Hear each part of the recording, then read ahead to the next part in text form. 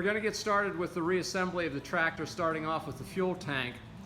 As you remember, this tractor had the incorrect fuel tank on it. It's an English tank, Ford Motor Company Ltd, England, and it's a Fordson Model N fuel tank that was made from 1940 to 1945 and also used during the first few years of production of the Fordson E27N. As you note, I made those remarks on the bottom side of the tank in Sharpie so I don't forget, and hopefully we'll get a correct tank down the road and we can give this one to someone who needs it for their project.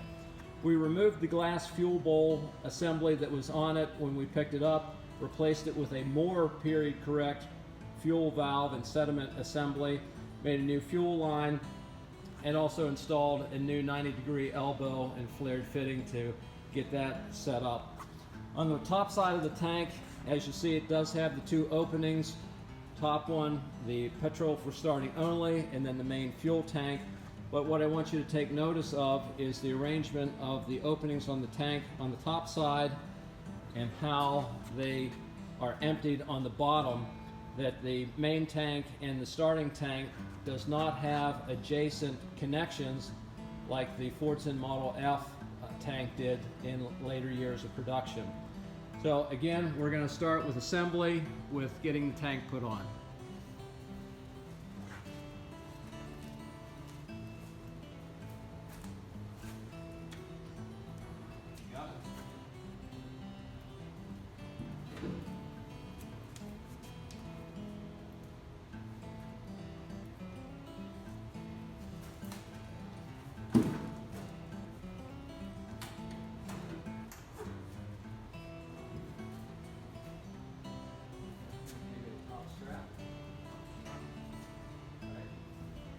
Going to reassemble and put the top strap back on to secure the front part of the tank, and as you notice, we lifted it in at an angle and then pushed it up to the top half of the radiator assembly. So we'll get this put on and then we'll continue with the next step. Well, there always has to be a snag. As you can see, the use of the more period correct sediment bowl fuel valve is too long for the placement on this tank, and it strikes the top of the coil box.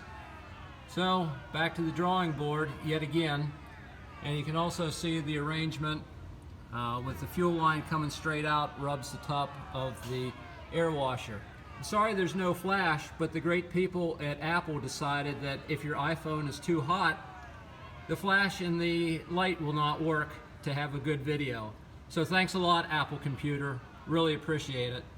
All right, to go along with the incorrect fuel tank is a incorrect fuel filter and sediment bowl assembly made by the Durex Fuel Filter Company from downtown Dayton, Ohio.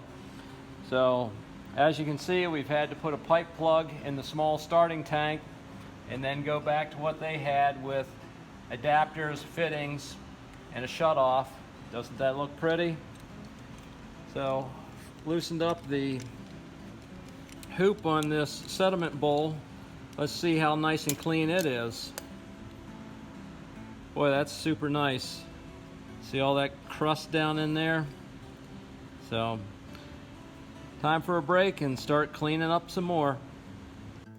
We're going to finish by tightening down the radiator support straps, and to make it easier for the front one, I'm going to use a speed wrench. A lot of people don't use these anymore. They're seldom seen in a mechanic's garage, but for a job like this, it makes it go by real quick, and then we'll just snug everything down with an open-end box wrench.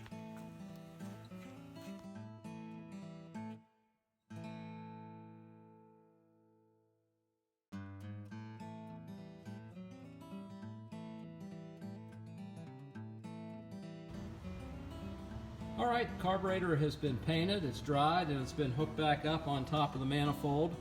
And as you remember, we had to come up with the workaround for the fuel valve, and what we've done is reinstalled what the original previous owner had. So we've also removed the coils from our 1926 Fordson, and we've put those into the coil box, checked our connections, You can see that tank is still pretty dirty, got some water in it. So we got to clean this fuel bowl out yet again, and then we'll be ready to give it the first test start.